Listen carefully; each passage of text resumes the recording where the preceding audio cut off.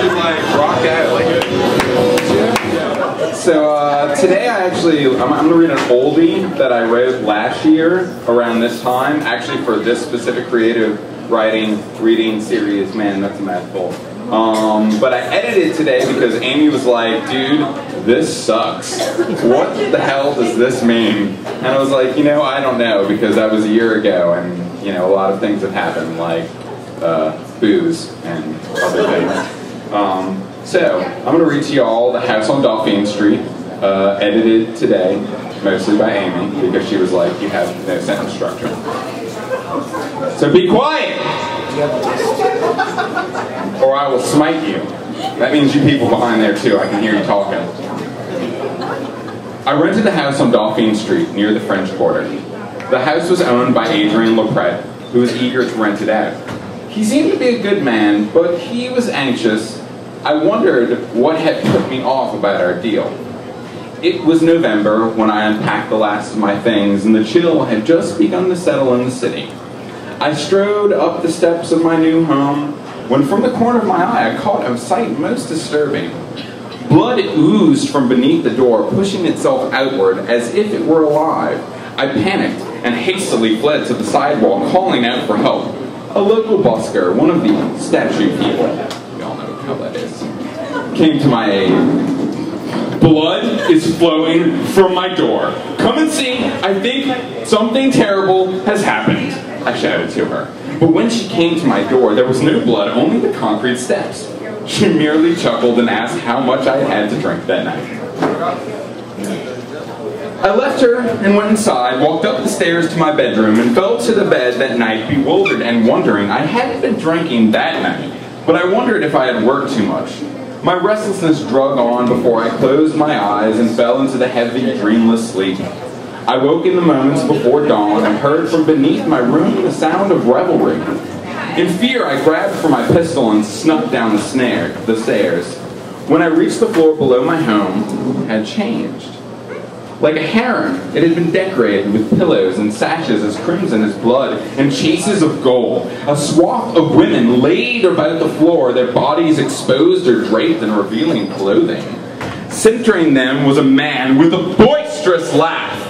His beard was great and gray, his robes pulled aside for the woman suckling at him, and a proud turban adorned his head.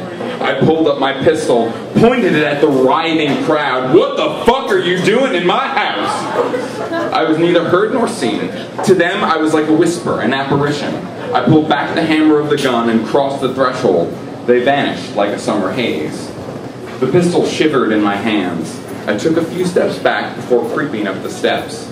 I stole one last glance at the empty room. The rest of the night, I sat on my bed thinking I was losing it. I went to work tired the next day. The haunting was etched into the sleepless creases of my face, and when questioned I said, last night my home was the host to a harem, to which my co-workers laughed and jeered and congratulated me. That night I skulked down Dauphine, promising myself a vacation. Work, paired with the moving, had taken its toll. A few steps from my home, the sound of screams cut my reverie. I swallowed the knot of fear, rose up the steps, and walked through the door. I crossed the threshold and slipped on something slick. I fell, doubled over trying to rise. My suit and hands were covered in something wet and stinking of iron. For my knees I reached and flipped the light.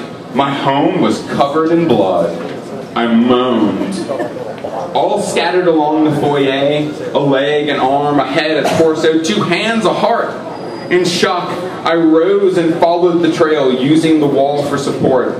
I cried a quiet, hollow cry. The screams came louder, like an oncoming hurricane. From these screams I heard prayers to Allah or to God. I heard these fearful screams end in gurgling vomits as the women met death. In my dining room, the bodies were piled high, breasts severed from chest, uterus pulled from between thighs. Atop them was the Sultan's head, raggedly cut from his shoulders. His eyes were wide and lifelike, as if they had not yet become aware that they were dead. He stared into me then. He seemed to scream, "Run! Run from this place! Allah has forsaken us." but his head only gagged on its genitals.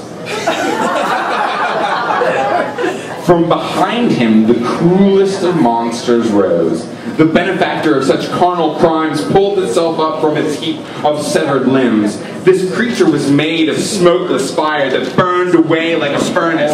It blackened the skins of the bodies it touched. Its teeth, like hot pokers, gnashed and clamped. Its eyes, terrible eyes, looked deep into me, through me, past me.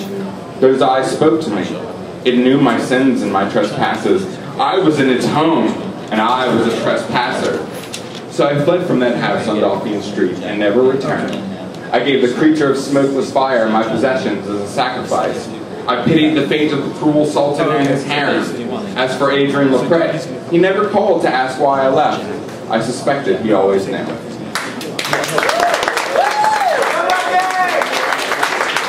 Last name? What's your last name? Seals. Seals, yes. Kind of like that guy that sings, except not so scarred up or black.